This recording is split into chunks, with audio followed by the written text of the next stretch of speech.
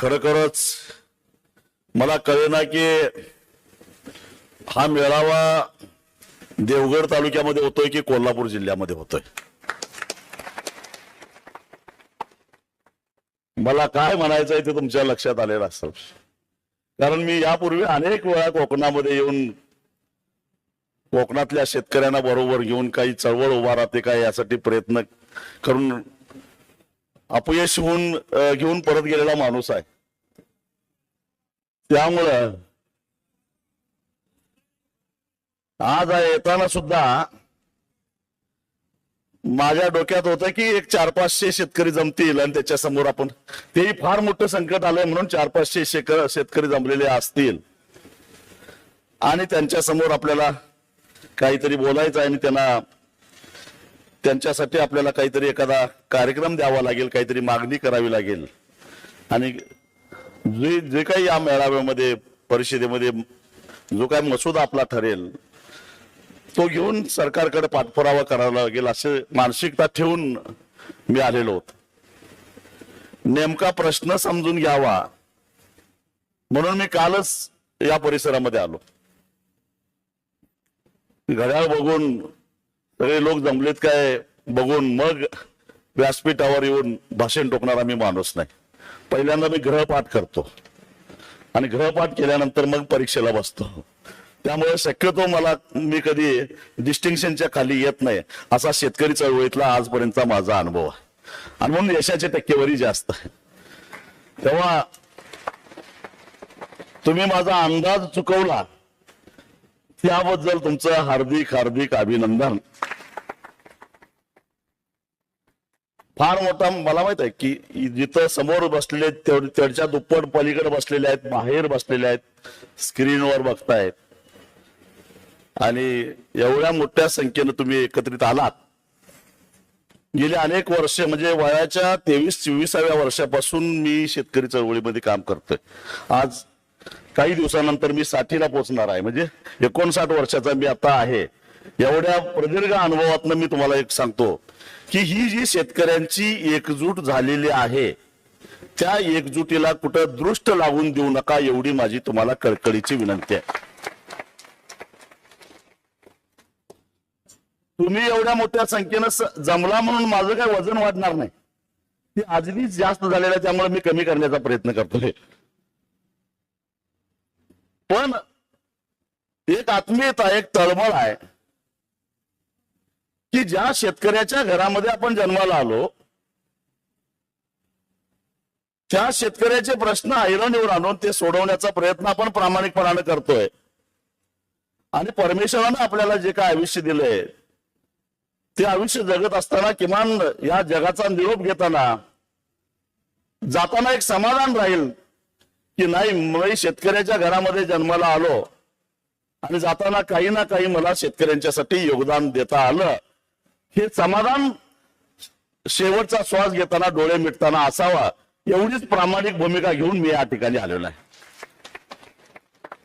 माझ्या डोकीत काही राजकारण असतं तर मग मी गेल्या आठवड्यामध्ये जिल्हा परिषदच्या निवडणुका झाल्या तिकडे प्रचाराला आलो असतो, त्याच्या आधी नगरपालिकांच्या निवडणुका झाल्या तिथं काही आलो असतो, ते काय माझ्या डोकीमध्ये नव्हतं आणि नाही सुद्धा। कारण मुळामध्ये आता काय मिळवण्यासारखं आता मी माझ्या आयुष्यात मी ठेवलेलंच नाही आहे। अजून काय पाहिजे? एक अत्यंत छोटा अल्पभूधारक शेतकऱ्याचा मुलगा ज्याच्या वडिलाला ज्याच्या बापाला गावातलेही लोक ओळखत नव्हते, इतक्या सामान्य कुटुंबातला माणूस डॉक्टर बाबासाहेब आंबेडकरांनी लिहिलेल्या संविधानामुळं लोकशाही मार्गानं ज्याला देशाचे त्यावेळचे राष्ट्रपती अब्दुल कलाम आझाद अब्दुल कलाम यांना इतका अभिमान वाटला की ते म्हणले की मैं सलाम करता हूं उन मतदाताओं को जिन्होंने वोट भी दिया और नोट भी दिया, असं उल्लेख ज्यांना करावाच वाटला त्या अब्दुल कलामांनाही अभिप्रेत असलेल्या लोकशाही मार्गाने निवडून आलेल्या माझ्यासारख्या माणसांना आता मिळवण्यासारखं काय राहिले? लोकवर्गणीतून एकदा जिल्हा परिषद सदस्य झालो, एकदा आमदार झालो, 2 वेळा खासदार झालो, आतापर्यंत 6 निवडणुका लढवल्या, 1 रुपया सुद्धा खर्च न करता लोकांच्या पैशातून लढवल्या। अजून काय पाहिजे? आणि एवढंच नव्हे तर सांगायला अभिमान वाटतो की आता मिळवण्यासारखं काही राहिलेलंच नाही. कारण युपीएससीची स्पर्धा परीक्षा असेल किंवा एमपीएससीची परीक्षा असेल, माझ्याबद्दल किंवा माझ्या चळवळीबद्दल प्रश्न विचारल्याशिवाय तो पेपर पूर्णच होत नाही. ह्याच्यापेक्षा अजून काय पाहिजे? माझी ठेव आहे ही आहे, माझी प्रॉपर्टी आहे ही आहे. कारण येताना रिकाम्या हाताने आलो, जाताना रिकाम्या हातानच जाणार आहे, काही घेऊन जाणार नाही. पण इतिहासाच्या काही पानावर नाव मात्र राहणार आहे, ते पुसलं जाणार नाही. हे काम केलेलं आहे, ह्याच्यापेक्षा अजून काय? मी हे एवढ्यासाठी बोललो की मी येतोय म्हटल्यानंतर काही लोकांचे कान टवकारले गेले, काही लोकांच्या मनामध्ये संशय निर्माण झाला, हे आणि इकडे कशाला यायला लागलाय, ह्याचं इकडे काय काम आहे, इथं काय नवीन दुकान बिकान चालू करतोय का काय? नाही, दुकान बिकान काही चालू करणार नाही. मी फक्त या कोकणातला आंबा उत्पादक शेतकरी संकटात सापडलेला आहे, त्या शेतकऱ्याला एवढंच सांगायला आलेलो आहे, गड्या तू एकटा नाहीस, उभ्या देशातली शेतकऱ्यांची फौज घेऊन मी तुझ्या मागे आहे. पण तू लढ, तू लढायला शिक. तुला या लढाईमध्ये विजयी करायची जबाबदारी घेऊन मी मैदानात उतरायला तयार आहे, फक्त तू लढायला तयार राहा, हे सांगायला मी आलेलो आहे. त्यामुळं पहिल्यांदा डोक्यात काही तण आलेला असेल, प्रत्येकाच्या डोक्यात आधी पीक यायच्या आधी तणच उगवतं, ते राजकारणाचं, वेगवेगळ्या पक्षाचं, वेगवेगळ्या जातीचं, वेगवेगळ्या धर्माचं जे तण उगवतं. मी एक तणनाशक घेऊन आलेलो आहे, त्याची फवारणी आता पहिल्यांदा करतो. ते पहिल्यांदा तण संपवून टाका, त्याशिवाय आपल्या यशाचं पीक भरघोस येणार नाही. आणि आपलं यश काय? तर आंबा उत्पादक शेतकऱ्यांना आणि त्याच्यावर आंबा बागायतदारांच्याकडून खंडानं किंवा भाड्यानं करारानं कलम घेणाऱ्या व्यापाऱ्यांना न्याय मिळावा, हेच ते पीक आहे, दुसरं काही पीक नाही. आणि हे पीक घ्यायचं असेल तर डोक्यातलं हे सगळं तण पहिल्यांदा काढून टाका. कारण ह्या तणाला खतपाणी घालायला हा मेळावा झाल्यानंतर अनेक जण कदाचित येणार. कारण त्यांना तसं वाटणं साहजिकच आहे. प्रत्येकाच्या मनामध्ये एक असुरक्षितता असते की ही सगळी जमात अशा पद्धतीनं रस्त्यावर यायला लागली तर आमची दुकानदारी चालायची कशी? बाबांनो, तुमची दुकानदारी तुम्हाला लखलाभ हो, आम्हाला काही त्याचं देणं घेणं नाही. पण माझा शेतकरी आज संकटात सापडलेला आहे, त्याच्या मदतीला आज जाणं गरजेचं आहे. माझ्याकडे एक अहवाल आहे, जिल्हा कृषी अधीक्षक सिंधुदुर्ग यांचा आत्ताच एक अहवाल आला. मला वाटतंय की त्यांनी 3 तारखेला एक पाहणी दौरा केलेला होता, 3 फेब्रुवारीला, बरोबर आहे का? क्षेत्रीय पाहणी अहवाल, त्याच्यामध्ये भाग्यश्री नाईक नवरे जिल्हा कृषी अधीक्षक या होत्या, वैभव शिंदे होते, उमाकांत पाटील, अभय मुंज, आरती पाटील, मानसी पवार, सचिन अमृतसगर, महेश सोनार, सचिन बडगन, स्वप्नील गोते, कोमल शिंगणे, विलास डुमडे आणि हा हे शेतकरी होते. असे 10-11 जण आलेले होते. त्यांनी मिडबाव, कातवन, कातवनेश्वर, कुणकेश्वर, इडे, पाटदर इथं पाहणी केली. आणि पाहणी केल्यानंतर त्यांनी एक सरकारला अहवाल दिलेला आहे, विभागीय कृषी सहसंचालकांना अहवाल दिलाय. तो अहवाल माझ्या समोर आहे. आणि तो अहवाल वाचल्यानंतर काय हसायचं काय रडायचं मला काही कळालं नाही. त्यांनी ठीक आहे, त्याच्यामध्ये त्यांनी कबूल केलेला आहे की मोहर करपून गेलेला आहे, पीक राहिलेलं नाही. पण त्यांनी असाही शोध लावलेला आहे की त्या आंब्याला थोडा थोडा पुन्हा नवीन मोहर यायला लागलेला आहे. तो जर सांभाळला तर शेतकऱ्याला चांगलं पीक येईल. यांना आता कृषीभूषण पदवी द्यावं का काय करावं, काय भारतरत्न द्यावं काय कोकण रत्न द्यावं? बर, हे कृषी खात्यातली माणसं आहेत बर का. आता मला सांगा की ह्या महिन्यामध्ये मोहर आला तर तो आंबा काढायला कधी येलो?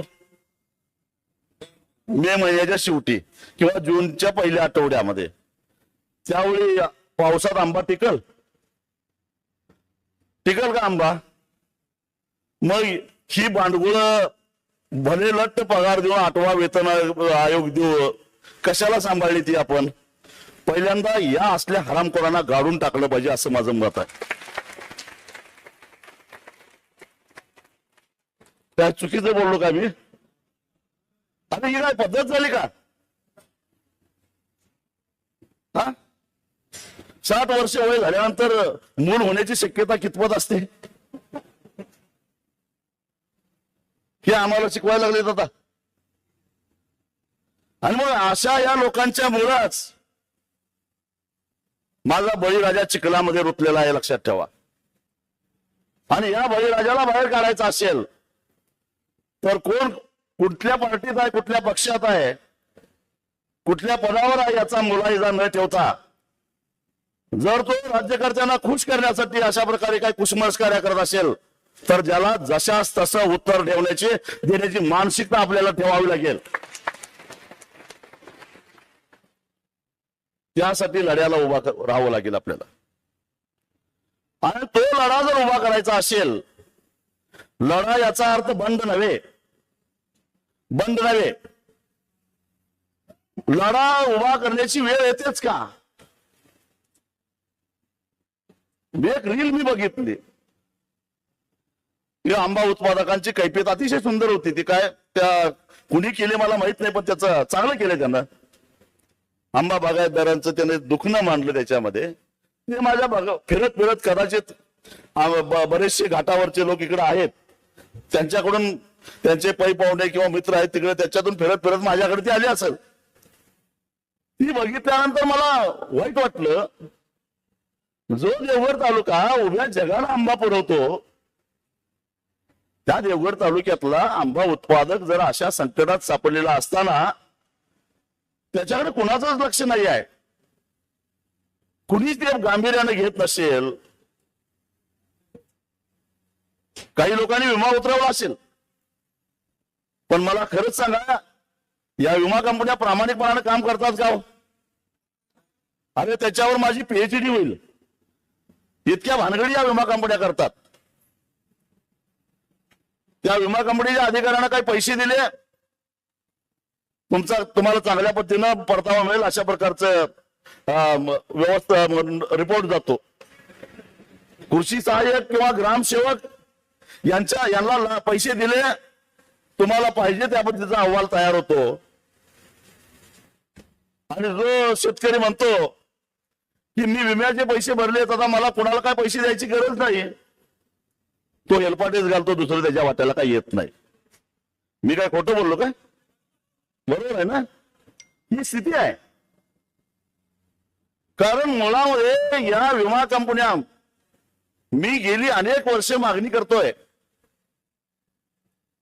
केवळ आंबा उत्पादकच नव्हे, महाराष्ट्रच नव्हे, देशभरातल्या ज्या शेतकऱ्यांनी विम्याचे पैसे भरलेले आहेत, केवळ शेतकऱ्यांनी भरलेले नाहीत. मला आंब्यासाठी विम्याचं सूत्र माहित नाही, पण एक साधारण जिरायत शेतीचं सूत्र सांगतो. ज्यावेळी शेतकरी 2 रुपये भरतो, त्यावेळी 4 रुपये तिथं 4 रुपये राज्य सरकार भरतं, 4 रुपये केंद्र सरकार भरतं, अशी 10 रुपयाची त्याची बेरीज होती. आणि मग त्याच्यावर विमा ठरवतो. मी एकच मागणी केली की गेल्या 8-9 वर्षामध्ये या विमा कंपन्यांनी देशातल्या शेतकऱ्यांच्याकडून पैसे जमा किती केले आणि शेतकऱ्यांच्या नंतर पटीत देशातल्या वेगवेगळ्या राज्य सरकारांनी विमा कंपन्यांना पैसे किती जमा केले, केंद्र सरकारनं किती पैसे जमा केले, याचा एकदा लेखाजोखा या देशातल्या शेतकऱ्यांना द्या. त्याची एक श्वेतपत्रिका काढा. काढलेले नाही. याचं कारण गेल्या 8-9 वर्षामध्ये या विमा कंपन्यांनी हजारो कोटी रुपयाचा नफा कमावलेला आहे. खर तर एवढी नैसर्गिक आपत्त्या आल्या त्या 5-6 वर्षामध्ये विमा कंपन्या दिवाळखोरीत निघायला पाहिजे होत्या, विमा देऊन. पण झालं उलट. विमा कंपन्या प्रचंड नफ्यामध्ये आलेल्या आहेत. म्हणजे याचा अर्थ काय, हा विमा हा शेतकऱ्यांच्यासाठी नाही आहे, एक प्रकारे राज्याने केंद्र सरकारच्या तिजोरीवर दरोडा टाकण्याचं एक साधन आहे। आणि त्याच्यामध्ये राज्यातले कृषी खात्यातले कृषी विभागाशी संबंधित, केंद्रातले कृषी खात्यातले कृषी विभागाशी संबंधित आणि या कंपन्या या सगळ्यांनी मिळून शेतकऱ्यांच्या आणि राज्य आणि केंद्र सरकारच्या तिजोरीवर टाकलेला हा दरोडा आहे, हे लक्षात ठेवा। आणि म्हणून ते श्वेतपत्रिका काढत नाहीये, त्यामुळे कुणी असं समजायचं कारण नाही। आणि माझा आजपर्यंतचा अनुभव असा आहे, तुम्ही एकदा घेऊन बघा, या विमा कंपन्यांना विटीस धरलं, त्यांच्या कार्यालयाला कुलूप लावलं, जिल्हा कृषी अधीक्षकला कोंडून घातलं, कृषी आयुक्ताला कोंडून घातलं, तर त्या कोंडून घालणारे जे कोणी लोक असतात त्यांना विम्याचे पैसे आपोआप मिळतात, हा आतापर्यंतचा माझा अनुभव आहे। आणि जे काहीच करत नाही त्यांना काही मिळत नाही। त्यामुळं या सरकारी तिजोरीतला पैसा काढण्याचा हा एक मार्ग आहे। जर प्रामाणिकपणाने विमा कंपन्या चालवायच्या असतील, आपण वाहनाचा सुद्धा विमा उतरवतो, झिरो डेप्थ का काहीतरी म्हणतात त्याला, पण गाडी आपण कुठेतरी ठोकली की 100% आपल्याला त्याचा परतावा मिळतो। तसा आपल्याला आंब्याच्या कलमाच्या बाबतीत कधी अनुभव आला का? विमा तिथेही पैसे भरलेले असतात ना, त्या कंपन्या कसं देतात, पण इथं तसं होत नाही। याचं कारण हा रिपोर्ट तयार करणारे हे जे लोक आहेत हे भ्रष्ट आहेत आणि त्याला सरकारमधले अनेक लोक सामील आहेत आणि त्याच्यामध्ये शेतकऱ्यांचं शोषण होतं। हे सारे प्रश्न समजावून घेतले पाहिजे।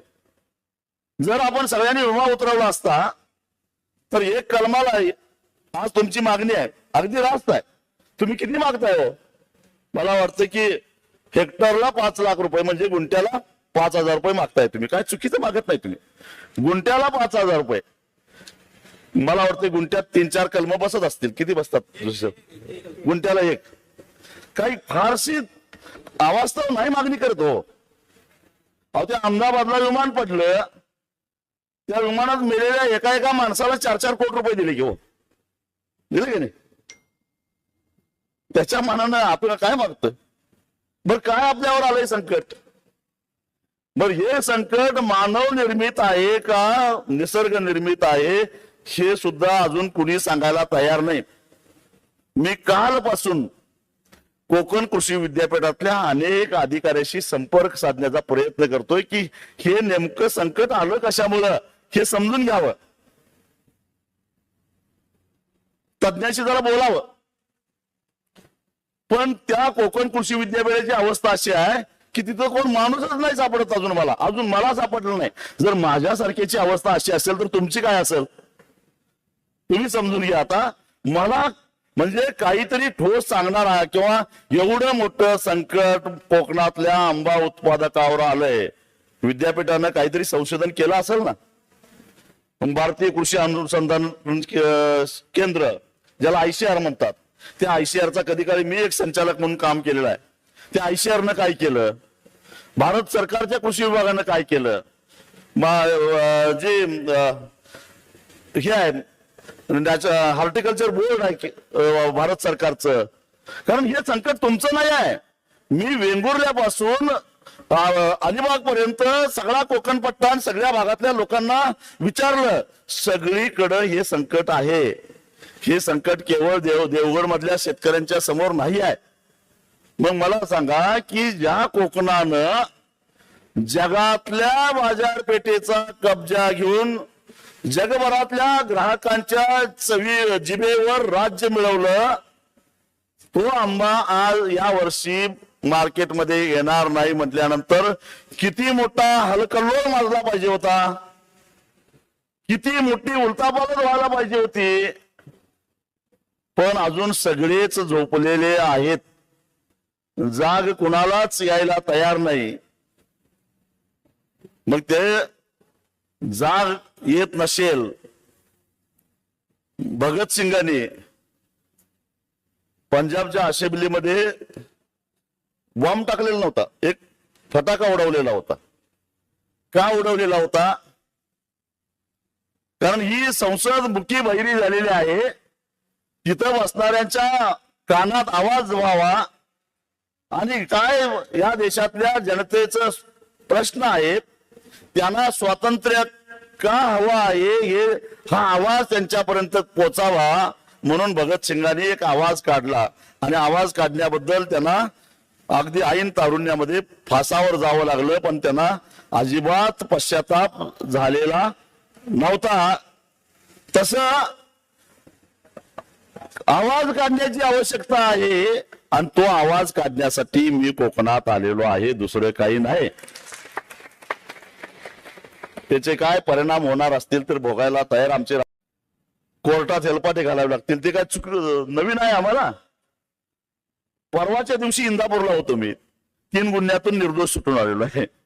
त्याच्या आधी 1 महिन्यापूर्वी कोल्हापूरच्या कोर्टानं मला एका 302च्या आरोपातून निर्दोष मुक्तता केली 12-13 वर्षानंतर. तुम्ही म्हणाल गडी बहुतेक खतरनाक दिसतोय, 302 म्हणजे खून बिन केलेला काय कुणाचा?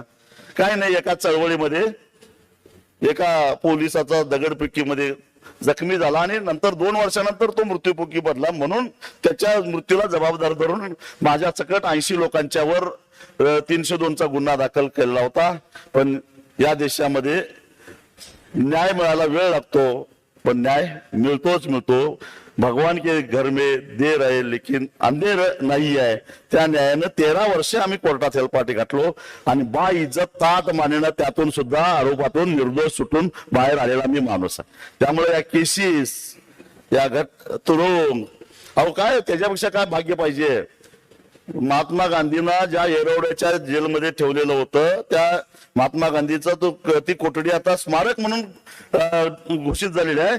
पण मी एवढा भाग्यवान, महात्मा गांधींना ज्या कोठडीत ठेवलं होतं त्या शेजारच्या कोठडीमध्ये 8 दिवस येरवड्यात राहून आलेला मी माणूस आहे. मग तेवढं भाग्यवान आहे. मग अजून काय पाहिजे?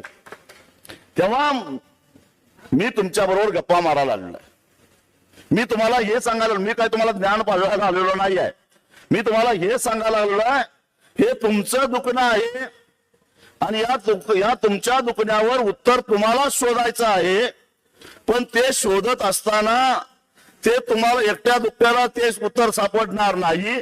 त्याला संघटितरित्या प्रयत्न करावा लागेल आणि संघटितरित्या प्रयत्न केल्यानंतर 100% त्याला यश मिळणार म्हणजे मिळणार, यावर माझा प्रचंड असा विश्वास आहे. ते सांगायला या बोटाकडे जर तुम्ही हाताकडे बघितलं तर हाताला 5 बोट आहे. ही 5 बोट 5 दिशेला विखुरलेली आहेत. तशीच अवस्था कोकणी माणसाची झालेली आहे. ही 5 बोट जेव्हा एकत्र येतात तेव्हा त्याची मूठ तयार होते. ती मूठ साधी सुधी राहत नाही, तर त्याचं रूपांतर वज्रमुठीत होतं आणि ही वज्रमुठ एखाद्याच्या थोबाडावर जर हाणली तर 32च्या 32 दात पाडण्याची ताकद या वज्रमुठीमध्ये तयार होते. ती वज्रमुठ आंबा उत्पादकांची करा, न्याय मिळाल्याशिवाय राहणार नाही, हे लक्षात ठेवा. आणि या बोटामध्ये जर का अहंकार निर्माण झाला, म्हणजे धोक्याचा इशारा आज देऊन ठेवतो, या बोटामध्ये जर का अहंकार निर्माण झाला की मला आता कुणाची गरज नाही, मी सक्षम आहे माझे प्रश्न सोडवायला, आणि त्या अहंकारापोटी या बोटांची जर का एकजूट सुटली आणि ती बोट पुन्हा आहेत तशी विखुरली गेली तर 32 काय, एक दात पाडायचं सोडू द्या, हलवायची सुद्धा ताकद एका बोटामध्ये राहत नाही, हेही ध्यानात ठेवा. तेव्हा ही वज्रमुठ सगळ्यात महत्वाची आहे.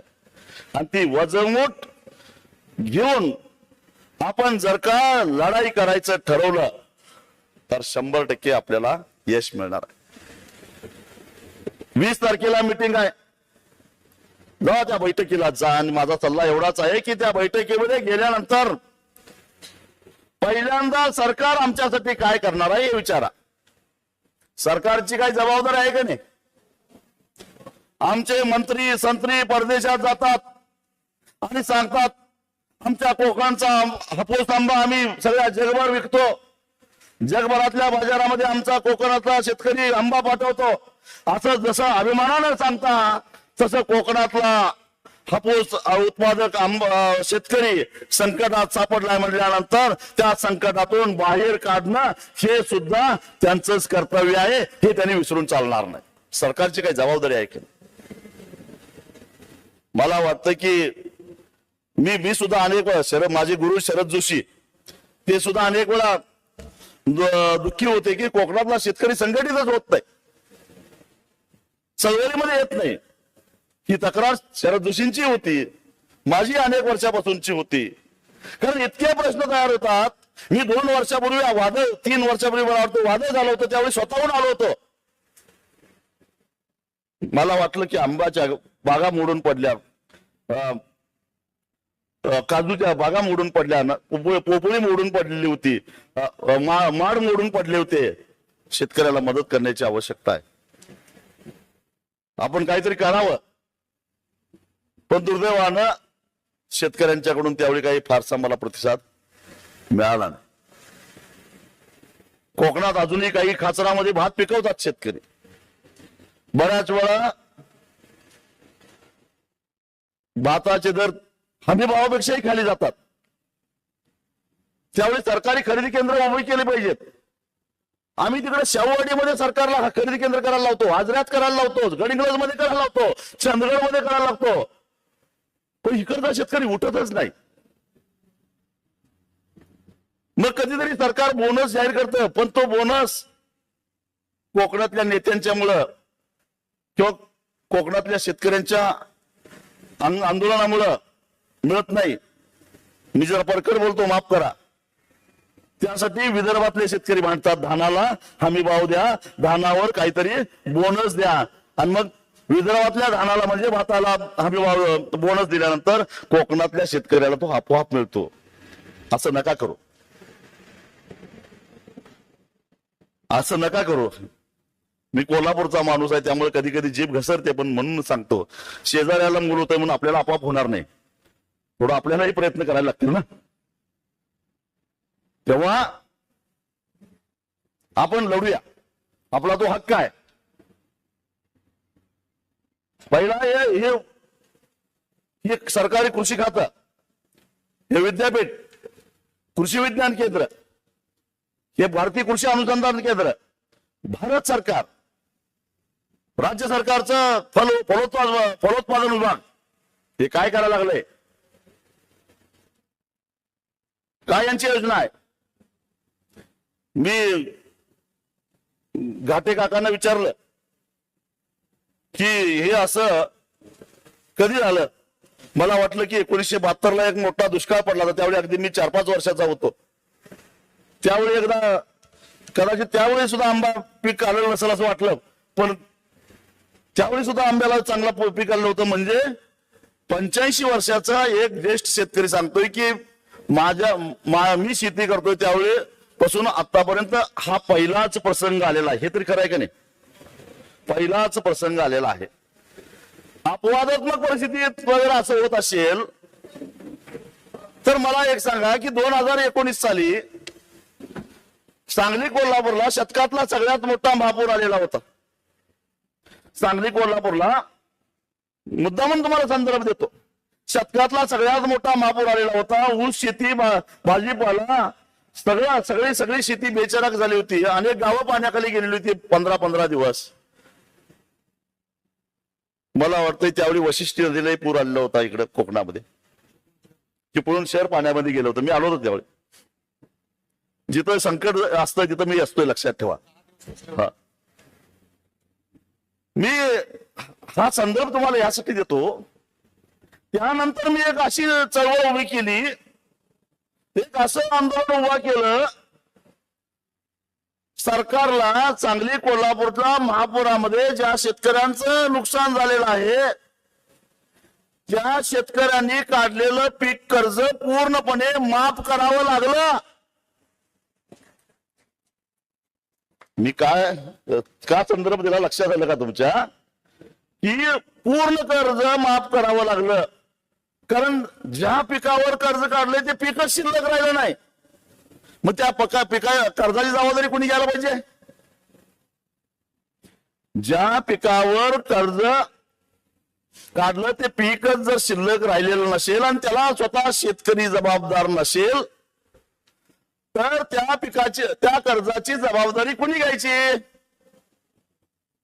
सरकारने घ्यायची.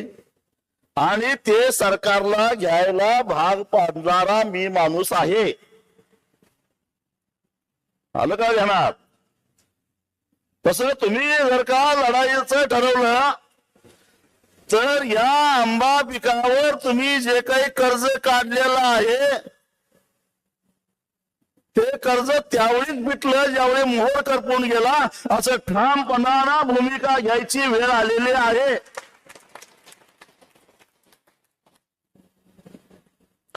मोहर करपून गेला त्याच वेळी हिशेब संपलेला, देणं घेणं फिटलं. बर त्यावेळी मी काय केलं होतं? तुम्ही महाराष्ट्र शासनाच्या पोर्टलवर जा, तो शासन निर्णय तुम्हाला 2019चा सापडेल. म्हणजे मी काहीतरी येऊन थापा मारतोय, भाषण करतोय असं समजायचं कारण नाही. 2019चा GR पाहिजे तर माझ्याकडे मी लिंक पाठवतो, पाहिजे तर तुम्हाला कोणाला उत्सुकता असेल तर तो GR बघायचा असेल तर. ज्यांनी कर्ज काढलं नाही त्याचं काय करायचं? ज्यांनी कर्ज काढलेलं नाही त्याच्यावर उपाय शोधला होता असा NDRFचा जो काय निकष आहे त्याच्या चौपट द्यायचं त्याला. मला माहित नाही आंब्याचं NDRFचा निकष काय नुकसान भरपाईचा. नाव NDRF म्हणजे राष्ट्रीय आपत्ती निवारण व्यवस्थापन म्हणजे आपलं फंड. त्याचा जो काही नुकसान भरपाईचा निकष आहे त्याच्या चौपट रक्कम त्या शेतकऱ्याच्या अकाउंटला जमा करायची असा शासन निर्णय करून घेतलेला मी माणूस आहे. मग तसंच इथं व्हायला पाहिजे काय नको? काय तुमचं काय मत आहे? व्हायला पाहिजे ना? का पश्चिम महाराष्ट्रातला सांगली कोल्हापूरचा शेतकरी लाडका आहे आणि हा जरा कोकणातला कमी लाडका आहे असं काय आहे का? संविधानानं त्याला वेगळे अधिकार दिलेत आणि इकडे वेगळे अधिकार दिलेत असं काय आहे का? आहे. मग जो निकष इकडं तो निकष इकडं. फक्त आता काय आहे, तिकडच्या सांगली कोल्हापूरचे शेतकरी जे काय आहेत, आता जरा आम्ही आमच्या भाषेत सांगतो कोल्हापूरच्या तुम्हाला. तिकडचे शेतकरी कोल्हापुरी चप्पल घालतात, ते पायतान जरा नेटकं असतं आणि ते फक्त पायात घालत नाहीत, कधी कधी हातात घेतात. कोकणी माणसा पायतान हातात घ्यायला शिक, तुलाही न्याय मिळाल्याशिवाय राहणार नाही, एवढंच माझं म्हणणं आहे. नाही बघ, पण अशा पद्धतीनं आपल्याला पायातलं हातात घेण्याची ही मानसिकता आहे का तुमची? आवाज मला जरा कमीच यायला लागलाय. काय नाहीतर काय म्हणणार, ही काय नवीन सांगायला लागलाय गाडी की तर आधीच म्हणजे काय एक म्हण आहे की बापच्या बाप गेला आणि बोंबलताना हात गेला, तशी अवस्था नको व्हायला म्हणणार. आधीच आंब्याच्या बागा उद्ध्वस्त झाल्यात आणि ह्याच्या माग लागून आणि आता काय केस लागल्या, कोर्टात हेलपाटी घाला, हे आणि नवीन काय काढा लागलाय, त्यापेक्षा गप्प बसलेलं बरं. अशी आहे काय मानसिकता आपली? हा, ह्याच कोपऱ्यातनं आवाज आलाय. तिकडं बहुतेक बातमी काढायला आली वाटतं, काय बोलतोय ती बघायला. लढायचं का आपण? मग लढायची तयारी ठेवा. पहिला एक आपण ठरवू की आंब्याचं पीक हाताला लागलेलं नाही, त्यामुळं आजपासून 1 रुपया सुद्धा आंब्यावर काढलेलं कर्ज आम्ही भरणार नाही, हे पहिल्यांदा ठरवा.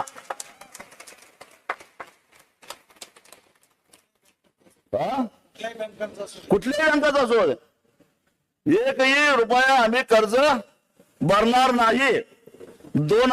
आता 26ला जे काही कर्जमाफी होणार आहे 30 जून 2026ला, त्याच्यामध्ये हे घाला, हे थकीत नसलं तरी घाला, कारण शतकात पहिल्यांदा प्रसंग उद्भवलेला आहे. त्यामुळे हे सारंच्या सारं कर्ज त्यात घाला आणि ही सगळी कर्ज संपवून टाका. हा निर्णय उद्याच्या 20 तारखेच्या बैठकीमध्ये व्हावा अशी आमची अपेक्षा आहे. मला माहिती आहे की पालकमंत्र्याला एवढे अधिकार नसतात, पण किमान शिफारस तरी करा सरकारला, होय की नाही? मग मुख्यमंत्र्याकडे अर्थमंत्र्याकडे पाठपुरावा करायचं काम आहे ना, आमच्यासारखे करतो आम्ही. पण हे व्हायला पाहिजे. आणि ज्यांनी कर्ज काढलेले नाहीत, कर्ज न काढलेला सगळ्यात जास्त गरजू असतो, हे लक्षात ठेवा. इतक्या वर्षात मी शेतकरी चळवळीमध्ये काम करतो, सगळ्यात जास्त गरजू कोण असतो? जो कर्ज काढत नाही. अपवाद फक्त एखादा प्राध्यापक, एखादा वकील, एखादा डॉक्टर, ज्याच्या नावानं जमिनी इथं घेऊन ठेवलेल्या आहेत आणि त्याला आपला काळा पैसा शेतीचं उत्पन्न म्हणून दाखवण्यासाठी कलम लावलेले आहेत. असे काही अपवाद सोडले तर कर्ज न काढणारा हा सगळ्यात जास्त गरजू असतो. मग तो कर्ज का काढत नाही? कारण त्याला कर्ज कोण देतच नाही. त्याला कर्ज कोण देत नाही. मग तो काय करतो? त्याला कर्ज कोण देत नाही म्हटल्यानंतर तो एकतर पतसंस्थेतून कर्ज काढतो, कारण पतसंस्थेचं कर्ज हे कृषी कर्ज मानलं जात नाही. अर्बन बँकेतनं काढलेलं कर्ज हे कृषी कर्ज मानलं जात नाही, त्यामुळे ते माफी धरलं जात नाही. हे लक्षात घ्या. आणि नाहीतर मग शेवटचा पर्याय सावकार. मग तो सावकार गावातला 5% देणारा असो किंवा मग वाशी मार्केटमध्ये बसणारा व्यापारी असो. तो कसा लावतोय तुम्हाला? 3% का 4%? 5% महिन्याला, वर्षाला 12%. 12% ना. पण तो व्याज लावतो, मला माहितीये. असा समाज सुधारक व्यापारी मी अजून बघितलेला नाही, ज्यानं आंबा गेल्यानंतर फक्त मुद्दलच वजा केली आणि पैसे केले, राहिलेले पैसे परत दिले. असं करणारा समाजसेवक, महात्मा, व्यापारी मी अजून बघितलेला नाही. तुम्ही बघितलाय का कोण? हा, नाही बघितला ना. मी पण बघितलेला नाही. त्यामुळं त्या व्यापाऱ्यांना माझं सांगणं नाही. मी वाशी, कुठं जास्त व्यापार होतात? वाशी मार्केटमध्ये जातात ना. मला वाटतंय की या परिषदेकडे त्यांचंही लक्ष आहे. गड्याहो, अनेक वर्ष आमच्याकडून तुम्ही व्याज घेतलं. अनेक वर्ष तुम्ही आमच्या 4 आण्याच्या आंब्यावर रुपया मिळवला का नाही? आम्हाला दिलं 4 आणे, तुम्ही मिळवला रुपया. अनेक वर्ष हे चालू राहिलं. 1 वर्ष ना नफा ना तोटा तत्वावर गेलं तर काय बिघडत नाही. या वर्षी आंबा आला नाही म्हणून कुठल्या शेतकऱ्याला तगादा लावला तर गाठ स्वाभिमानी शेतकरी संघटनेशी आहे. तुमचं सगळं सामान सुमान वाशी मार्केट मधनं बाहेर काढून फेकल्याशिवाय राहणार नाही. ही माझी पोकळ धमकी नाही, हा इशारा आहे. हा इशारा आहे. अशा अडचणीच्या काळामध्ये तुम्ही जर का आंबा उत्पादक शेतकऱ्यांना लुटणार असाल तर आम्ही गप्प बसणार नाही. त्याने आपली दिलेली उचल, तुमचं मुद्दल बुडवा आम्ही म्हणत नाही. आता मगाशी कोणीतरी म्हटलं तसं कुठेतरी माणुसकीच्या दृष्टिकोनातून गेल्या अनेक वर्षापासून या लोकांच्या कडून आपण पैसा कमावला. अहो, यांची लायकी काय आहे मला माहित नाही काय? हमाली करायला म्हणून मुंबईला गेले आणि मोठे शेड झाले. आता ते कशाच्या बळावर? तुमच्या आंब्याच्या व्यापारावर झाले. त्यामुळं गेल्या अनेक वर्षापासून ज्यांच्या जीवावर आपण पैसा कमावला, अरे ज्यादा नाही म्हणत मी, त्यातले निम्मे सोडून द्या रे पैसे. निम्मे सोडून द्या, निम्मे पुढच्या सीझन मध्ये फिरू आम्ही. काय चुकीचं आहे का? निम्मे सोडून द्या, निम्मे पुढच्या पिकामध्ये फिरू. अशी आमची मागणी केली तर ती काय चुकीची आहे का? आहे नाही की नाही? मग करावं त्याने असं. त्यांना मी विनंती करणार आहे की तुम्ही वर्षानुवर्षे ज्या शेतकऱ्यांनी तुम्हाला आंबा पुरवला, तुम्ही उचल दिली, त्याच्यावर व्याज कमावलं, त्याच्यावर नफा कमावला, आता त्याच्यावर तुम्ही नफा तर सोडाच, व्याज तर सोडाच, मुदलामध्ये निम्मी तुम्ही सूट दिली पाहिजे, अशी त्या व्यापाऱ्यांना माझी विनंती आहे. आणि पुढच्या याच्यामधून तुम्ही ते राहिलेली निम्मी रक्कम पुढच्या वर्षीच्या पिकातून वजा करा. आम्ही बुडवणारे नाही. अरे आमची संस्कृती अशी आहे की जाताना शिल्लक काही ठेवत नाही. एखादा शेतकरी मरायला लागला तर मरताना पोराला बोलवून सांगतोय, अरे बाबा मी 4 लोकांचे पैसे घेतलेले आहेत, ते पैसे तेवढे फेड बाबा, मला काही जमलं नाही फेडायला, पण तू ते फेडून टाक, नाहीतर माझ्या आत्म्याला मुक्ती मिळणार नाही, असं सांगणारा शेतकरी आहे की नाही. एखाद्या कर्जदाराचं कर्ज भरता येत नसेल, तुम्हाला वाटत असेल शेतकरी आत्महत्या का करतो, आत्महत्या अशासाठी करतो कारण त्याच्या मनावर एक मोठं ओझं असतं की मी काही लोकांच्याकडून पैसे घेतलेले आहेत, पण ते पैसे मला परत देता आले नाहीत.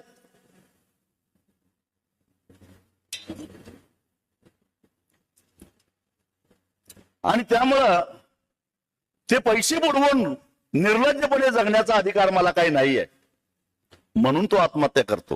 तर या कंपन्यांनी पूर्ण सीझनची भरपाई आंबा उत्पादकांना करून दिली पाहिजे.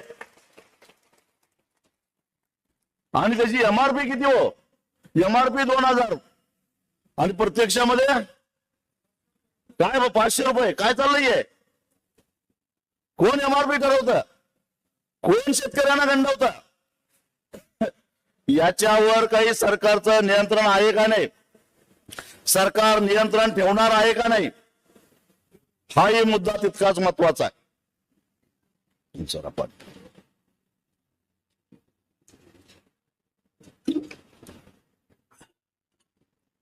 त्यामुळं या खत कंपन्यांचं, या औषध कंपन्यांची जी उधारी आहे, ती उधारी तुम्ही तुमच्या अधिकारात गोठवा. आतापुरतं गोठवा म्हणजे काय, लगेच द्यायची काय गरज नाही. त्यांचं जे काय असेल त्यांच्यावर आपण बोलणी करू. या उधारीमध्ये या वर्षापुरतं तुम्ही फक्त जेवढा तुमचा खर्च आहे, डीलर रेटनं तुम्हाला जेवढी औषधं मिळाल्यात तेवढेच पैसे घ्या, वरचे पैसे आम्ही काही देणे लागत नाही. 1 वर्षापुरतं असे ऍडजस्टमेंट करायला काय हरकत आहे. संकटात सापडलेल्या शेतकऱ्याला सगळ्यांनी मदत केली पाहिजे. त्याला जर का आपण त्याच्या मदतीला नाही गेलो तर कोण जाणार. तेव्हा आपण काय करू, संघटितरित्या एखादा खत दुकानदार, आपला औषध दुकानदार, मी तुम्हाला सांगतो, संघटनेलाही सांगतो, एखादा औषध दुकानदार एखाद्या शेतकऱ्याला गाठून त्याला जर का त्रास द्यायला लागला तर राहिलेल्या सगळ्या शेतकऱ्यांनी त्याच्या मदतीला जायचं. तुला देतच नाही, काय करायचं ते कर्ज देणं घेणं फिटलं, तुला जे काय करायचं ते कर्ज, कुठल्या कोर्टात जायचं नाही, जा, जमल का नाही सगळ्यांनी असं म्हटल्यानंतर. गंमत बघत बसू नका, बरी जिरली म्हणू नका त्याची, त्याची जिरल्यानंतर आपली जिरणार आहे हे विसरू नका. तेव्हा असं एखाद्यावर कुणी काही दादागिरी करायला लागला, कुणी त्रास द्यायला लागला, तर सगळ्यांनी मिळून त्याच्या पाठीमागे राहा, बघू कशी वसुली होते ते. जोपर्यंत हा एक प्रकारचं आंदोलन आहे, लक्षात ठेवा, हे एक प्रकारचं आंदोलनच आहे. म्हणजे व्यापाऱ्यांना सांगायचं की तुमचं आम्ही काही देणार नाही, दुकानदारांना सांगायचं तुमचं आम्ही तूर्त काही देणार नाही, सरकारकडून जोपर्यंत आमचा निर्णय होत नाही तोपर्यंत आम्ही कुणाचं बुडवणारे नाही आहोत. असं झालं की मग आता येतो सरकारचा नंबर. उद्याच्या 20 तारखेला एक मागणी अशी करा की पहिल्यांदा हे जे काही कर्ज आहे ते गोठवा, त्याचं पुनर्गठन करा आणि नवीन कर्ज उपलब्ध करण्याचा मार्ग लगेच, कारण पुढच्या वर्षाची पीक घ्यायचं का नाही, त्याला गुंतवणूक करायला पाहिजे का नको, त्याला खत घालायला पाहिजे नको. अरे पाणी झालं, देशाला काय झालं. हा, तर सरकारनं काय करायला पाहिजे, पहिल्यांदा एक आम्हाला शिफारस केली पाहिजे की जे काय पीक कर्ज काढलेलं आहे आंब्यावरती त्याची वसुली थांबवायची आणि 2026 ला 30 जूनला जे काही कर्जमाफी ज्या होणार आहे त्याच्यामध्ये थकबाकीदार नसले तरी सुद्धा याचा समावेश करायचा, ही आपली 1 नंबरची मागणी. तोपर्यंत हे कर्ज गोठवायचं आणि नवीन कर्जाची उपलब्धता करून देण्यासाठी बँकांना आदेश द्यायचा. जिल्हा बँक असो ते कधी होईल, नुसतं सरकारनं पुनर्गठ कर्ज गोठवल्याशिवाय नवीन कर्ज मिळणार नाही. ते सीझन पुढचा लांब आहे म्हणल्यामुळे आधीपासून खतं टाकायला लागतात, त्याला आधीपासून त्याची गुंतवणूक सुरू होते, ते करावं लागेल.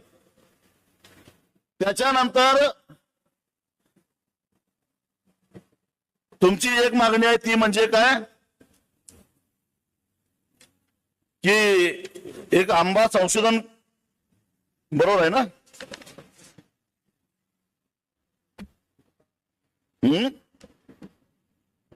आंबा संशोधन केंद्र ओरोस येथे करण्यात यावं अशी आपली मागणी आहे, बरोबर? पण तिथं कोणच नाही. ते चालू करू नका, तिथं तज्ञ आणून माणूस ठेवा, ते करा. त्यासाठी तर काय पैसे लागत नाही सरकारला. आणि किमान आता हे संकट आलं, पुढच्या वर्षी येता कामा नये यासाठी शेतकऱ्यांचं प्रबोधन काय त्याची दक्षता घ्यायला पाहिजे. कारण माझ्या माहितीनुसार या वर्षी जो मोर आला तो लांब दांड्याचा होता, त्याच्यानंतर त्याच्यामध्ये नर जातीची फुलं जास्त होती, मादी जातीची कमी होती, आणि त्याच्यानंतर तुडतुड्यांचा प्रादुर्भाव वाढला. ते कुठल्याही औषध कीटकनाशकाला जुमानलं नाही आणि त्यामुळे सगळा मोहर करपून गेला. दिवसा कडक ऊन, रात्री थंडी, हे जे वातावरण होतं, जे दव पडलं, त्यामुळं हे सगळं झालेलं आहे. मग याच्यावर प्रतिबंधात्मक म्हणून काय करावं लागेल? दव पडल्यानंतर मग काय खाली धुरी करावं लागेल का, अजून काय करावं लागेल? काहीतरी आहे ना उपाय ना. त्याच्या संदर्भामध्ये कृषी विद्यापीठानं गावोगावी शेतकऱ्यांच्या मेळावे घेऊन त्यांना जागृत केलं पाहिजे, त्यांना प्रशिक्षण दिलं पाहिजे, त्यांना त्याचं महत्व सांगितलं पाहिजे. आणि असं सगळ्यात महत्वाची गोष्ट म्हणजे पीक विम्याचा निकष बदलून जे निकष आम्ही सांगतोय त्या पद्धतीनं तज्ञ शेतकऱ्यांचे एक कमिटी गठीत करा. मी असं म्हणत नाही, माझं ऐका. तज्ञ शेतकरी यांनी वर्षानुवर्ष आंबा पिकवलेला आहे, त्यांच्या सूचनेनुसार त्या विम्याचे निकष ठरवा, तर कुठंतरी त्या आंबा उत्पादकाला न्याय मिळेल आणि विम्याचं संरक्षणाचं कवच कुठंतरी त्याला मिळेल. त्याच्यानंतर जे काही प्रश्न आहेत आंब्याच्या मार्केटिंगचा असेल, 100% आपण प्रयत्न करू. आपण आंब्या, माझी तुम्हाला सगळ्यांना विनंती आहे की व्यापाऱ्यांच्या ऐवजी आपण हळूहळू अशी मानसिकता तयार करू, थेट ग्राहकांच्या पर्यंत कशा पद्धतीनं पोहोचता येईल. आणि थेट ग्राहकांच्या पर्यंत पोहोचण्यासाठी आमची संघटना जी काय महाराष्ट्रभर कार्यरत आहेत त्या, आणि कर्नाटकात सुद्धा आमची संघटना आहे, या सगळ्या संघटनेचे कार्यकर्ते गावोगावी तुम्हाला तुमचे स्वतःची विक्री केंद्र काढायला 100% मदत करतील, याची मी तुम्हाला हमी देतो. आता सुद्धा माझे अनेक कार्यकर्ते कोल्हापूर जिल्ह्यामध्ये, सांगली जिल्ह्यामध्ये तुमच्या बरोबर थेट संपर्क साधून आंबा तिथं ग्राहकांना उपलब्ध करून देतात. पण हा दीर्घकाळचा उपाय, त्याच्या भविष्यातले हे सगळे करता येईल. परंतु तुर्तास आपल्याला आपलं हे जे काय आहे, नंबर 1 कर्ज गोठवा आणि ते कर्जमाफीमध्ये धरा, असा आज मी ठराव करू का? हात वर करून सगळ्यांनी ठरावाला मान्यता द्या. मंजूर? दुसरा ठराव, बँका आणि दुसरा ठराव आपला असा आहे की हेक्टरी 5 लाख आणि गुंठ्याला 5,000 रुपये, म्हणजेच हेक्टरी 5 लाख एवढी नुकसान भरपाई ही आंबा उत्पादक शेतकऱ्यांना मिळाली पाहिजे, असा ठराव मी या ठिकाणी मांडत आहे. मंजूर? हात वर करा. तिसरा, अद्ययावत आंबा संशोधन केंद्र ओरस येथे करण्यात यावं आणि ते असं करावं की आता बघा 2 दिवसात अधिवेशन चालू होईल देवगडला. हा, देवगडला, कारण देवगडच जास्त प्रसिद्ध. आणि मी बघा, आई सुद्धा रडणाऱ्या मुलाला दूध पाजते. मूल नाही रडलं तर आई काय लक्ष देत नाही, किती प्रेमळ माता असून दे, तेव्हा आपण रडतच नाही. मागच्या बजेटमध्ये त्यावेळचे अर्थमंत्री अजितदादा पवार यांनी AI टेक्नॉलॉजीसाठी म्हणून ऊस उत्पादक शेतकऱ्यांना 500 कोटी रुपयाची तरतूद केली. आर्टिफिशियल इंटेलिजन्स, आणि त्याच्या माध्यमातून एकरी 100 टन 150 टन ऊसाचं उत्पादन घेता येईल. असं मला सांगा की हे AI तंत्रज्ञान आंब्यामध्ये यायला नको? ही जबाबदारी कोणाची आहे मग? हा, उलट सोपं आहे आंब्याचा शेतकरी हा ऊसवाल्यापेक्षा प्रगत आहे, अभ्यासू आहे. आणि मग त्या आर्टिफिशियल इंटेलिजन्सचा जर का उपयोग केला असता तर हे संकट टाळता आलं असता, त्याची उपाययोजना आधीच करता आली असती. तेव्हा यासाठी या वर्षीच्या बजेटमध्ये भरीव तरतूद करण्यात यावी, असा सुद्धा एक ठराव मी या ठिकाणी मांडतोय. काय अवघड नाही.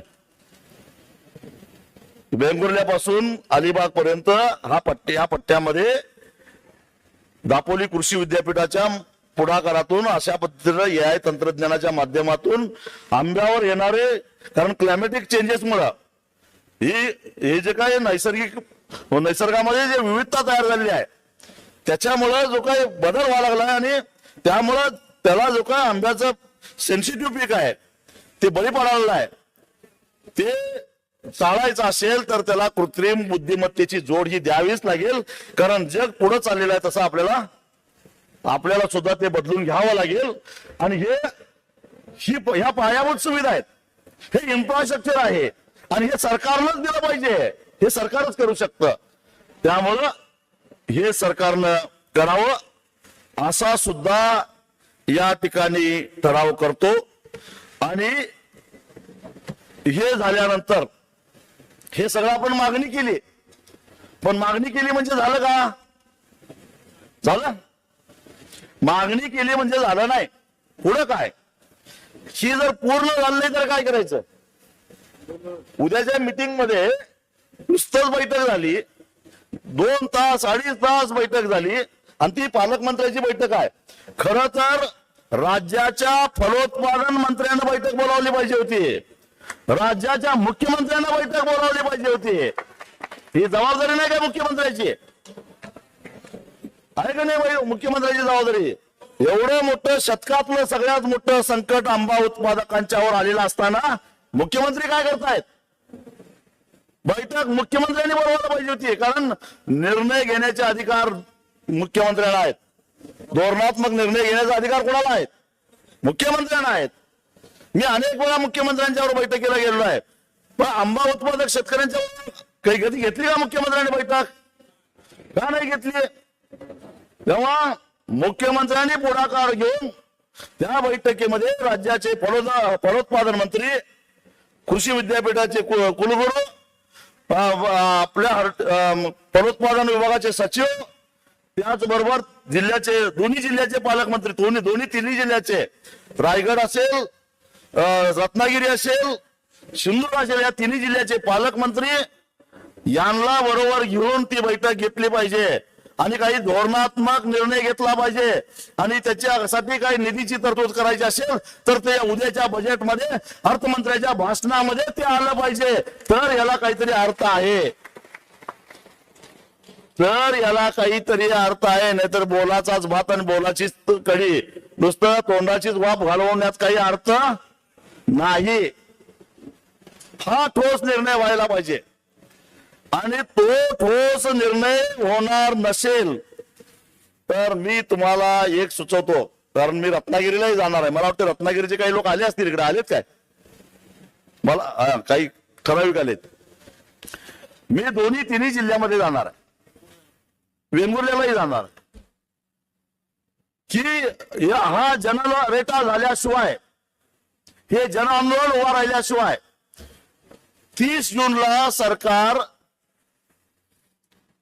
कर्जमाफी करणार आहे. हा निर्णय का घ्यावा लागला हो? कारण मी आमदार बच्चू कडू, आम्ही दोघं तिघं नागपूरला हायवे रोखून बसलो म्हणून हा निर्णय घ्यावा लागला. हे लक्षात ठेवा. नाक दाबल्याशिवाय तोंड उघडत नाही. आणि मग सरकारला कबूल करावं लागलं. तसं आता जे काही 2-3 ठराव आपण केलेले आहेत ते ठराव सगळ्यांना मान्य आहेत का? ह्याच्यापेक्षा काय वेगळं काय सांगायचं का तुम्हाला? पुरतं एवढं तरी, कारण लांब लचक यादी केली की मग कुठलंच काय होत नाही. तर मग पुढे काय? हे जर होणार नसेल तर आम्ही गप्प बसणार नाही. हा इशारा देण्यासाठी म्हणून माझी एक सूचना आहे. आज तारीख आहे 18, हा महिना आहे 28चा, म्हणजे 18 आणि 10 दिवस, आणि परत 10 दिवस, 20 दिवस आपण सरकारला देऊ. काय बैठका घ्यायचे द्या, काय निर्णय घ्यायचे ते घ्या, काय श्रेय घ्यायचं ते घ्या. श्रेय आम्हाला अजिबात नको. राजू शेट्टी नावाचा माणूस आला होता आणि त्यानं एक एल्गार परिषद घेतली आणि त्यामुळं आंबा उत्पादकांना न्याय मिळाला असं नाही म्हटलं तरी चालेल, मला काही फरक पडत नाही. पण त्याच्या 20 दिवसामध्ये सरकारनं जर का हा निर्णय घेतला नाही तर 12 मार्चला आपण ओरसला एक प्रचंड मोठा मोर्चा काढायचा.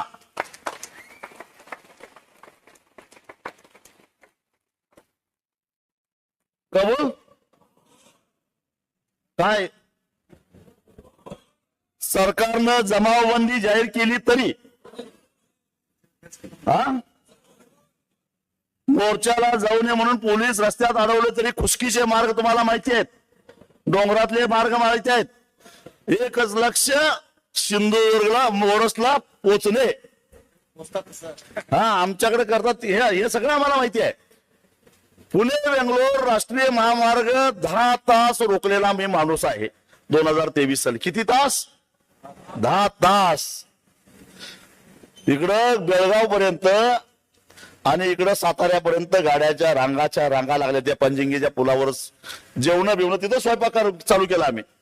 माझे गुरु शरद जोशी यांनी 1980 साठी तंबाखूच्या प्रश्नावर निप्पाणीला 3 दिवस हायवे बंद पाडलेला होता आणि त्यांच्या चेल्यानं 43 वर्षानंतर तोच हायवे 10 तास रोखलेला होता. आणि त्यावेळचे मुख्यमंत्री एकनाथ शिंदे यांना थेट फोन करावा लागला, तुमच्या सगळ्या मागण्या मान्य करा, पण रस्ता चालू करा. सगळ्या मागण्या मान्य करतो जाग्यावर. म्हणून म्हटलं की नाक दाबायला पाहिजे तरच तोंड उघडतंय. सरकार कुठलंही असो, कुठल्याही पक्षाचं असो. तर हे तुम्हाला मान्य आहे का? आणि त्या मोर्चालाही दाद दिली नाही तर मग एक दिवस रत्नागिरी सिंधुदुर्ग जिल्ह्याच्या वतीनं एकत्रित एक स्पॉट असा ठरवू. 1 जुलैच्या आधीच करू, नाही पण एक असा ठरवू ठिकाण की हा मुंबई गोवा हायवे बेमुदत बंद करायचा. तिथंच जेवायचं, तिथंच खायचं, तिथंच झोपायचं. आणि सगळी सांगली, कोल्हापूरची, साताऱ्याची फौज इकडे आणतो, तुम्ही काय काळजी करू नका. पण आमची फौज 80% आणि तुमची फौज 20% असं नका करू. आलं काय लक्षात?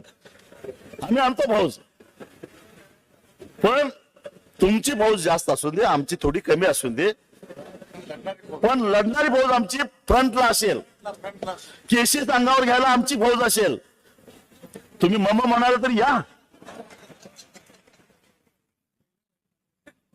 आम्हालाही समाधान वाटेल की होय वर्षानुवर्ष आम्ही इतकी आंदोलन करतो, इतकी चळवळी करतो, एकदा आमचं काहीतरी योगदान कोकणातल्या शेतकऱ्यासाठी आम्ही दिलं, हे कुठेतरी समाधान आम्हाला मिळावं, एवढीच अपेक्षा आहे, बाकी काय नाही.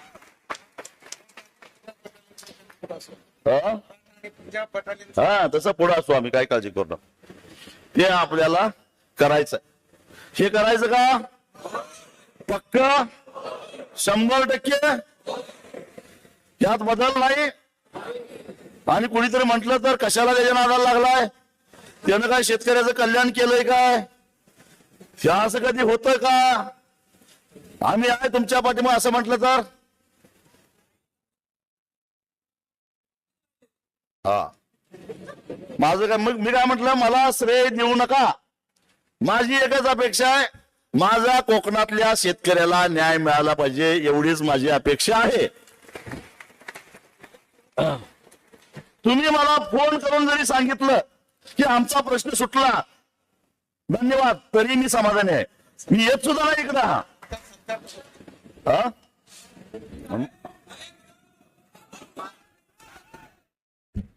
तर 12 मार्चची तारीख योग्य आहे का? होळी बिळी संपते, होळीला मुंबईकर सुद्धा येतील गावाकडे, त्यांनाही सांगा सुट्टी काढून एक दिवस यायला लागते. हा 6 मार्चला काहीतरी, कधी आहे होळी, कधी आहे सरपंच? हा 12 मार्च योग्य आहे का मागे पुढे करायचं? तुम्हालाच विचारून करतो, तुमच्या सोयीनं.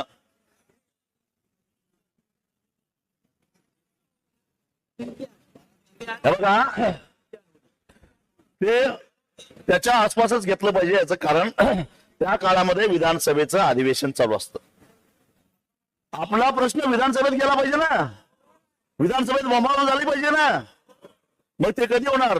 अधिवेशन काळामध्ये काहीतरी आपण केलं तर होणार ना, नाहीतर मग कसं विधानसभेत जाणार ते? त्यामुळं फार लांबवून पण चालणार नाही. 20 दिवस आहेत तुमच्याकडे, तयारी करा. निरोप द्या, 3 दिवसाची तयारी, मला वाटतं 3-4 दिवसात तयारी करून एवढ्या संख्येने तुम्ही आला. इथं आलेले सगळे आंबा उत्पादक आहेत काय? मी भाड्यानं आणलेली माणसं आहेत. इथं काय तुम्हाला जेवण देतो म्हटलंय का कोणी? हा काय जेवण ठेवलंय? काय नाही, स्वतःहून आला, गाड्या पाठवल्या त्या, मग तरी आला. मग आता मला सांगा की इथं आलेल्या प्रत्येकानं ओरसला जास्त नाही अपेक्षा, फक्त 5-5 माणसं आणायची प्रत्येकानं, बरं इमानदारीनं, इमानदारीनं फसवायचं नाही. नाहीतर त्या महादेवाच्या पिंडीला अभिषेक करायसारखं करू नका. काय माहित आहे ना ती गोष्ट? एकदा महादेवाला दुधाचा अभिषेक घालायचं ठरवलं, सगळ्या गावात दौंडी पिटवली गेली. मग एकानं हळूच विचार केला, सगळ्या गाव दुधाचा अभिषेक करतोय, मी पाण्याने केलं तर काय बिघडलं?